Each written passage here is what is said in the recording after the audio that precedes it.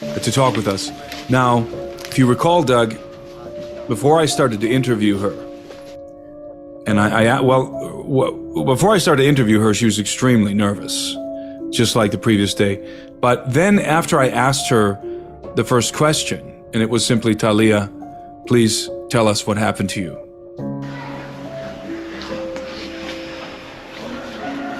Toma tu tiempo, yo sé que es difícil.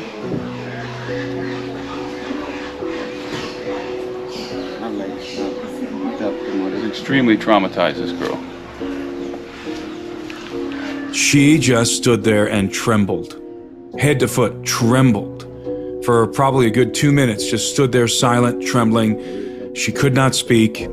Obviously something very traumatic had happened to her right there in the backyard where we were standing. And the assailants were my height, I'm 6'1", reminded her of the assailants because they were very tall. So what happened to Talia? What happened to this young lady is that one night, one evening, she was picking fruit from her tree. And this was right after dusk, so it just got dark. She's picking fruit from the tree. She's knocking the fruit down with this long stick, and the fruit falls to the ground. Talia proceeds to bend over and pick up the fruit that fell to the ground, and there are, under the tree, there are some dead leaves, and suddenly she feels this gust of wind behind her, and the leaves, she notices, rustle. As she goes to pick up the fruit, she feels this gust of wind, and the leaves are rustling a little bit on the ground. And so she looks behind her, and what does she see? She sees a person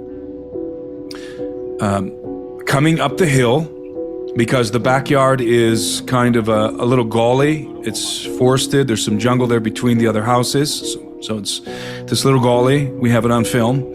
And she sees this guy, this person, this thing coming up the hill, almost as if he's surfing on one of these circular platforms. And he comes up the hill and he lands next to her and then immediately grabs her. He seizes her from behind and he places his hand over her mouth. So he's got her from behind and he's got his hand over her mouth so she can't scream. Then she sees another one of these guys coming on another platform up the hill and lands and positions himself in front of her and grabs her leg. So now she is being held by two of these pelacaras, face peelers, one behind her with a hand over the mouth and the other has her legs. The description she gave me of these individuals is identical to what everybody else was saying to us. They were dressed head to foot in black body armor. She even described the body armor in greater detail than anyone else. She described how it was on the forearms and on the shins, and the chest was some sort of like a breastplate, metallic, and they were wearing these helmets, these large helmets, elongated helmets. I covered the entirety of their faces. So the very same description that everybody else gave to us, this is what Talia encountered. They were very tall. One of them, which she calls the gringo, was taller than me, considerably taller than me. The other, I think she said, was about my height, if I recall.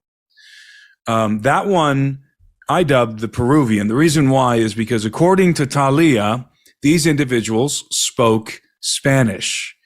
The taller one, she says, spoke Spanish like me, like a gringo with an accent.